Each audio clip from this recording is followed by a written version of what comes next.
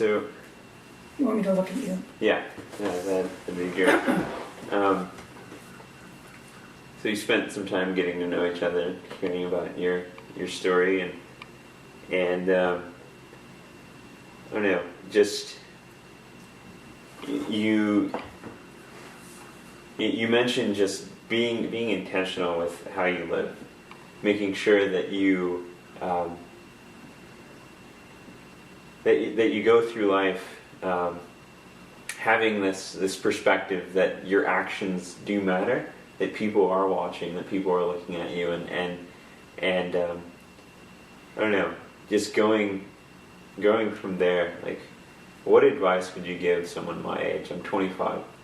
I've taken some time off, and I've kind of taken a lot of detours. It hasn't been a linear road, to the end goal of medicine or master's in public health. And so, what advice would you give someone like me who, sometimes isn't too sure if they're going in the right direction, or and in that sort of thinking maybe I should switch paths, and you kind of alluded to that, even in those moments, press on. And so,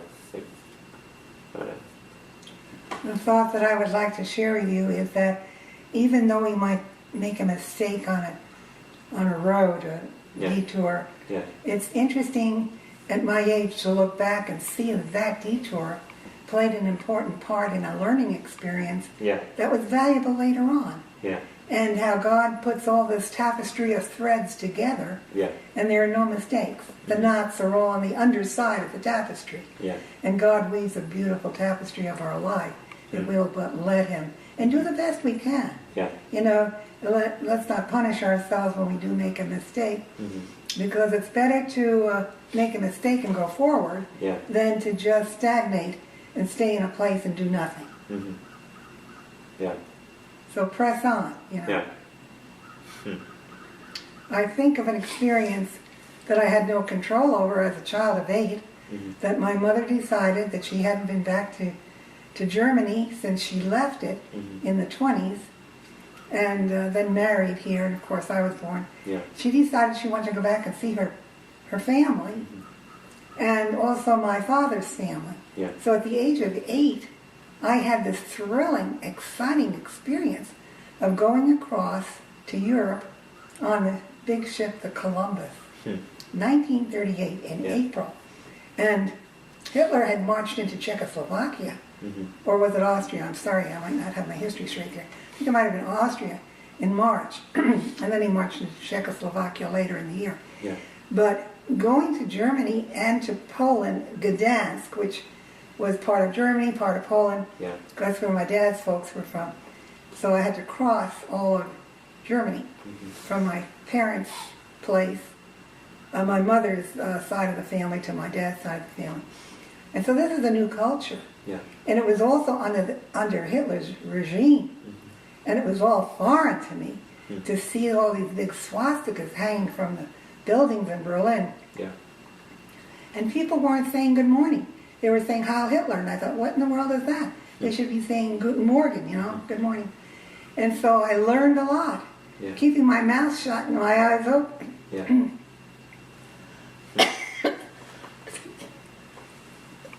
Excuse me. So that was my launching off of different cultures and traveling. And later on, as I got the opportunity, not only traveling in the United States, but as I got the opportunity, I went back and revisited Germany a number of times, Switzerland, France, Spain, England, Scotland, Wales, Italy a number of times, staying in a convent both times. It was just wonderful experiences because I enjoyed the different cultures. I know there's that word Wanderlust. I remember the first time that I traveled abroad. It was a 2-week trip to Costa Rica, my junior year of high school, and it was that experience was filled with a lot of firsts. Mm-hmm. First time I had been on an airplane. First time I'd been overseas. First time I ever needed a passport. And so I just remember that experience is, to this day, and my junior year was in 2005. That's the same year I went to Costa Rica on a mission trip Really? at the age of 75. Nice. It's a beautiful, beautiful country. It is. So many national parks they have. Mm-hmm. Yeah. I was blessed to be able to go, and then from there, just continue to travel in South America. I have family in Peru. My mother, she was born in Peru, Lima, Peru, and so I was able to spend time with my family in the north of Peru, and then also in the capital, and Argentina. I've gone to Pakistan, to Thailand, to China, and so I've yet to conquer Europe, but that's my next goal. Backpacking through Europe, but so do hosteling. That's an easy way to do it and a cheap way to do it. Yeah. So how has international travel kind of influenced the way that you approach your interaction with people here in the States? Well, it's sort of built on the fact that I was born in New York City. Mm-hmm. And in New York City is a melting pot.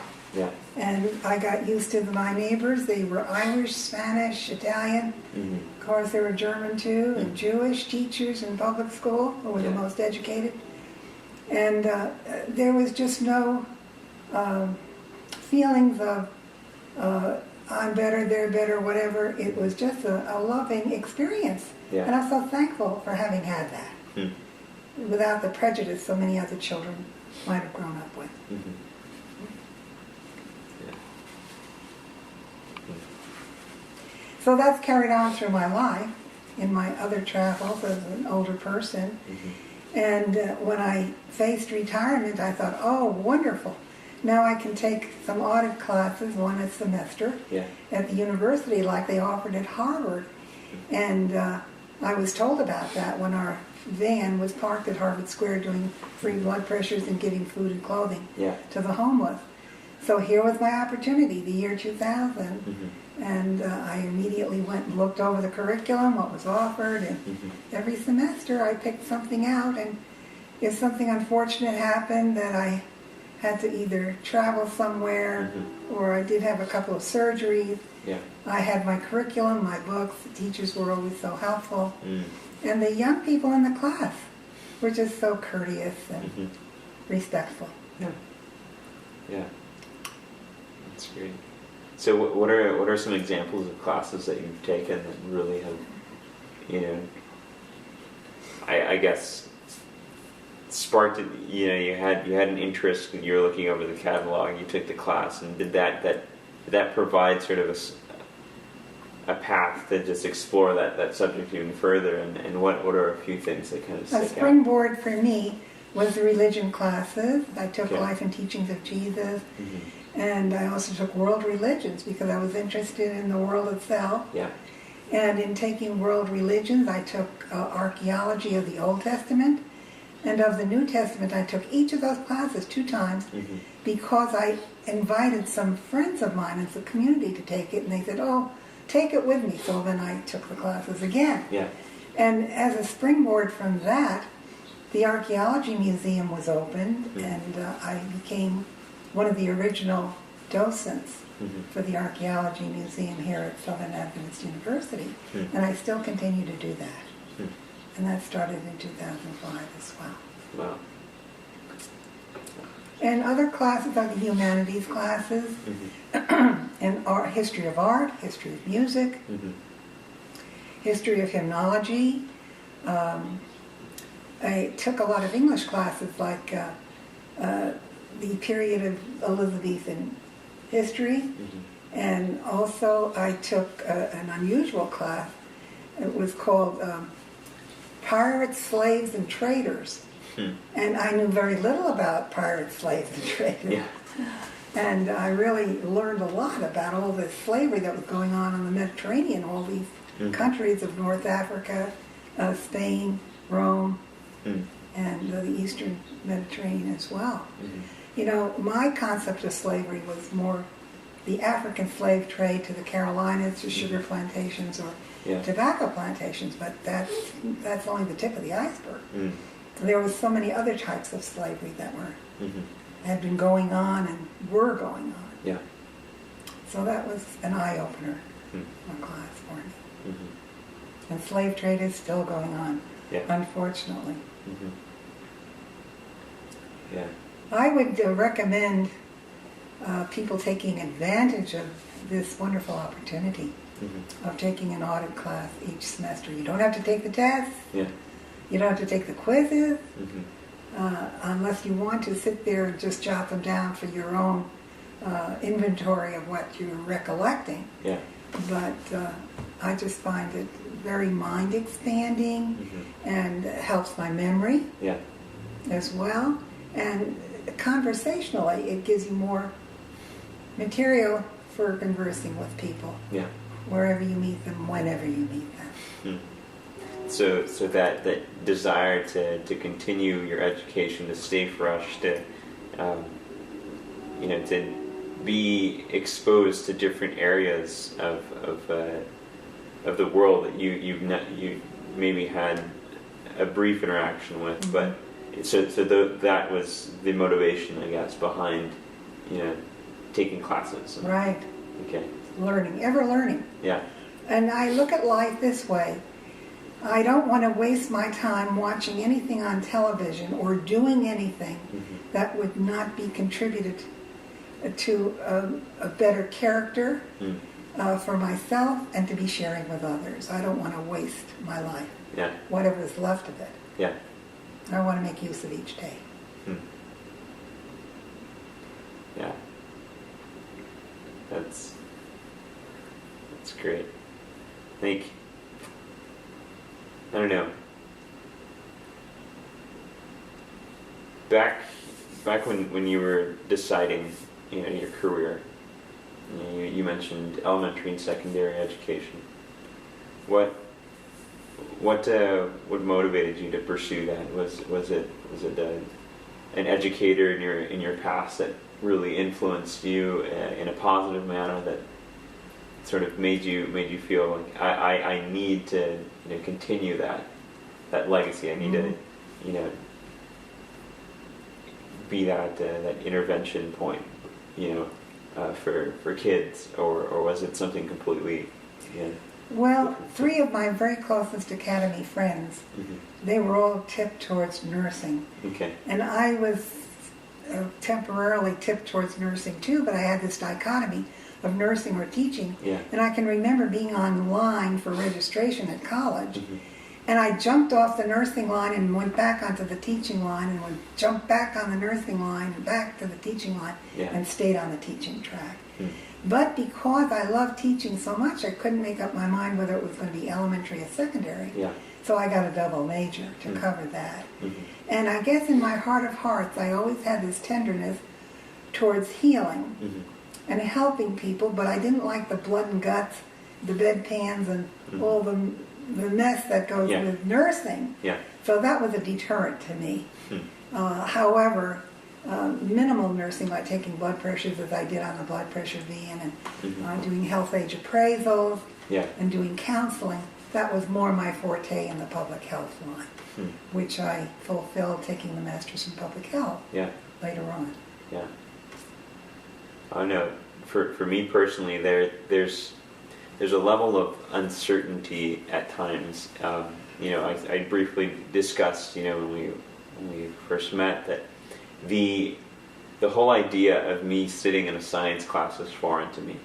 I didn't feel as if I was ready to be in that setting, and looking at my colleagues and thinking, they're probably better prepared. And so, how do you know that your current path that you're going on is the right one? I think you'd be at peace Mm-hmm. with yourself. If you're not at peace with yourself, there's something not right. Yeah. Yeah. I think God would give you that peace that passes all understanding if you're on the right track. Mm-hmm. And sometimes it has to be a combination of two. Mm-hmm. Finish one and maybe get a touch of another, whatever. Yeah. But learning doesn't have to stop. Mm. We can always add to it. Mm-hmm. And add another dimension, Mm-hmm. another street or avenue of it, Mm-hmm. or work at it for a while. I think one of the greatest opportunities for young people nowadays that I didn't have was going on mission trips. Yeah. Because when you do that, you see all the facets. You see the preaching God's word. Mm-hmm. You see the children's ministry. You see the medical ministry. You see the dental ministry of pulling teeth that are just hurting somebody so badly. Mm-hmm. And, there's just all these different realms that one can get proficient enough, whereas not to have to definitely take 8 years of dental school, Yeah. that we can ease the suffering of people. Yeah. And perhaps in some slight stuff of medical. Yeah. But I think the medical takes a great deal more expertise because you may have babies to deliver by cesarean or, just very serious Yeah. infectious cases or amputations or whatever. Mm-hmm. So of them all, I think Yeah. the medical doctor Yeah. would take the greatest expertise in learning. Yeah.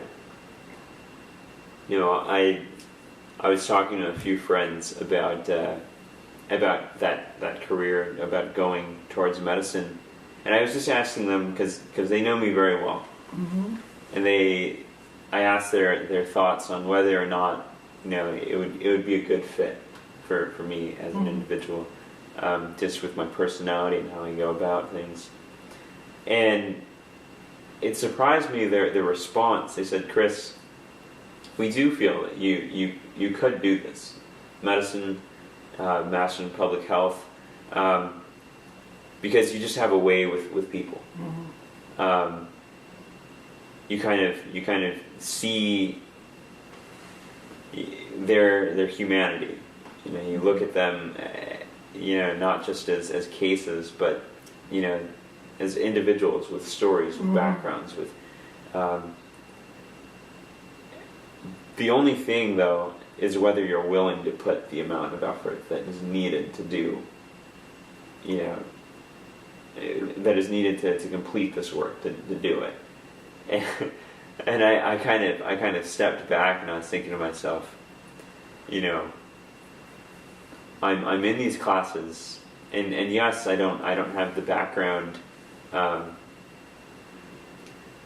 but I don't know, for some reason I keep forcing myself to go to chemistry, go to biology, hopefully continue on. And I don't know what you said right there initially when I asked you what's a sign that you're supposed to be in that on that path. You mentioned something about peace. You would have peace. I don't really feel that with medicine. I don't know. There's sort of that question in the back of my mind. Am I forcing this? Is this something that is supposed to happen, or am I forcing it? Am I saying, no, it's great that you have a plan for me, God, but this is what I think, is supposed to happen, and it's like I'm sort of going against something that is natural. But I don't know. That's just been the biggest question in my mind recently. The last few years is just what's supposed to happen. If you go on a mission trip, yeah, and assign yourself to a doctor who would be willing to have you as his helper, yeah, that would decide it for you. Yeah. That one mission trip, yeah, working with a doctor. Because I've shadowed physicians in clinics. You have. I have, and I enjoyed what they did. They were sitting with people, they were talking to them, they were hearing them, and they would come with different ailments, and if they could, they would treat it right there, or and so one example, there's this low income clinic back home, and there's a family that came in, and it was an older gentleman, his daughter and granddaughter, and I'd been dressed up, to look professional, and so I was in the clinic, and the physician was with the patient, introduced me as a potential medical student, and it was just really interesting how the little girl, kind of, she mirrored my actions. If I would cross my legs, she would cross her legs. If if I would lean over to one side, she would lean over, and she was just very, I don't know, in tune with what I was doing, and I remember, we had to translate because it was a Hispanic family, and I remember, thinking like, what can I do? I'm just an observer, And she was role modeling you. Yeah, and I remember I took like a glove or something and I blew it up like a balloon, and I tied it and I gave it to her. But I don't know. There's also that cultural aspect. There aren't a lot of Latin American, physicians, and I'm just thinking like this is a great opportunity to go back into a neighborhood with people like myself, individuals who grew up in a single parent family, who didn't always have the best health care growing up, and giving back to those communities. I've been abroad, but I've also seen things here in the U.S. and I see a need. I have this desire to meet that need with all that I can, and it's just it kind of goes back to something that a professor told me when I was taking history. I had to take a historiography course, and it was going over like theories in history. I had no interest in theories of history, but I needed to get through it to move on to that next course to help me with my research paper. And she was saying there are going to be times in your life where you're going to have to do things that you don't want. You don't want to do. Right. That you don't feel like doing. And so, I don't know, it kind of makes me think, you're talking about peace, being at peace. And then also with what she was saying, there are going to be times where you're going to be in situations that you don't need, that you don't desire to be in them. When I say that you would have peace, that you know that you're in the right place at the right time, Okay. Which doesn't mean you don't have challenges, Mm. but you know that God is going to bring you through. Yeah. But you know that you're in the right place Yeah. at the right time. And so it sort of goes along with what you were saying about the doors being open, Right. Even in those uncomfortable situations, Yeah. press on, and if it's supposed to be, then the next door will open, and if Right. it isn't, Like Esther, yeah, like Daniel, yeah, like Joseph. They were in uncomfortable situations, yeah, but they were there. Mhm. They were the person of the hour yeah, that God needed and wanted, and they were willing to be that. mm-hmm. And that's what God wants of each one of us, I believe, Yeah. if we're willing. Do you think oftentimes, individuals like myself, we kind of just get wrapped up in that thought of just like, this is uncomfortable. I don't know if this is what's supposed to be happening. That we kind of lose sight of the now. We lose sight of, enjoying our experience today, going, meeting each goal one step at a time. And what advice would you give for someone who's kind of always kind of in their thoughts, like maybe this is supposed to happen? No, like I don't know. What advice would you? Well, I think prayer for the Lord to open doors and shut doors. Yeah. If I'm not being where I should be, I want the Lord to knock me out of that chariot and get me in the right chariot on the right road. Yeah. Yeah. I think it's an important thing to be in the right place at the right time. Mm-hmm. The right message. Yeah. Yeah. And God will not forsake us. Mm-hmm. He'll help us through that situation. Yeah. I don't know. I've kind of come to the conclusion that, alone, I can't do it. I cannot do it. Mm-hmm. I need help. Mm-hmm. From We all do. yeah. And some don't acknowledge it. Yeah. They're in denial, and they think they can do it all by themselves. That's the thing. Yeah. And I know if it does eventually work out to where I am practicing medicine, where I do have,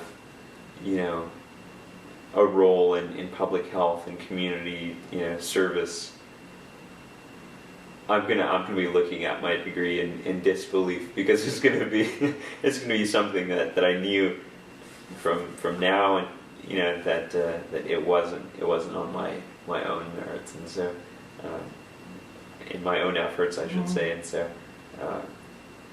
that's. It's exciting. Here you are, 25 years old, Yeah. and I'm 3 times your age, and I can look back Yeah. and see how the twists and turns have all been such a blessing, and how God used them to help me in experiences, to give me training or the ability to do something that I really wasn't trained for. Yeah. But through circumstances, I got the training, life's experiences. Mm-hmm. And so I can look back and see that. Yeah.